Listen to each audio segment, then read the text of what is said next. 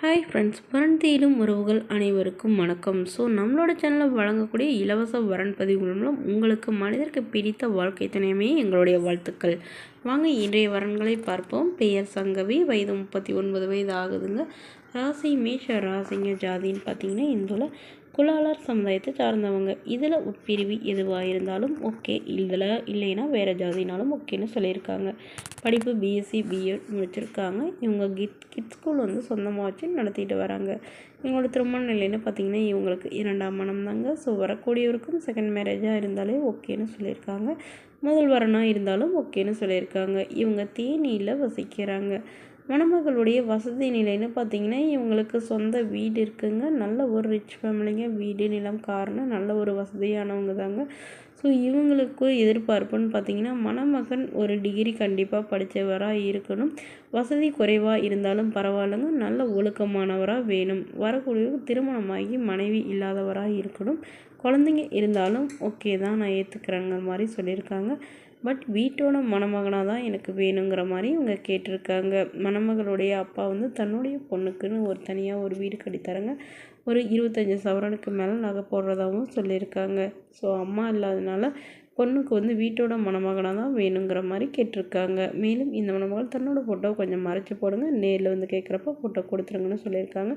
இந்த மணமகளை உங்களுக்கு பிடிச்சிருந்தா கீழே உள்ள வாட்ஸ்அப் நம்பரை தொடர்பு கொள்ளவும். அடுத்த வரன் பேர் பார்த்தீங்கன்னா மோகனா, வயது 40 வயது ஆகுதுங்க. ராசி ரிஷப ராசிங்க. ஜாதின்னு பார்த்தீங்கன்னா இந்துல குலாளர் சமுதாயத்தை சார்ந்தவங்க. படிப்பு 10ஆம் வகுப்பு முடிச்சிருக்காங்க. இவங்க கிட்ஸ் வேர், அதாவது ட்ரெஸ் துணி கடை வச்சுருக்கிறதா சொல்லியிருக்காங்க. உங்களோட திருமண நிலைன்னு பார்த்தீங்கன்னா 2ஆம் மனம் தாங்க. ஸோ வரக்கூடியவருக்கும் செகண்ட் மேரேஜாக இருந்தாலும் ஓகே, ஃபஸ்ட்டாக இருந்தாலும் ஓகேன்னு சொல்லியிருக்காங்க. இவங்களுடைய முகவரின்னு பார்த்தீங்கன்னா இவங்க மதுரையில் வசிக்கிறாங்க. இவங்களுக்கு ஆல்ரெடி திருமணமாகி 2 பெண் குழந்தைங்க இருக்காங்க. ஸோ இவங்களுடைய கணவர் டெங்கு ஃபீவர் தவறிட்டதாக சொல்லியிருக்காங்க.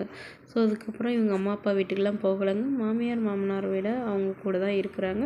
பட் மாமனாரும் தவறிட்டதுனால இப்போ இவங்களுடைய மாமியாரை இவங்களுக்கு மறுவரன் பார்த்து திருமணம் பண்ணி வைக்கிறாங்க. ஏன்னா இவங்களுக்கு 2 பெண் குழந்தைங்க. ஸோ குழந்தைங்களோட பாதுகாப்புக்காகவும் இவங்களுடைய மருமகளுக்காகவும் இவங்க மறுமணம் பண்ணி வைக்கிறாங்க. ஸோ வரக்கூடியவர் நல்ல குணமானவராக இருக்கணும், படிச்சிருக்கணும்னு அவசியம் இல்லைங்க.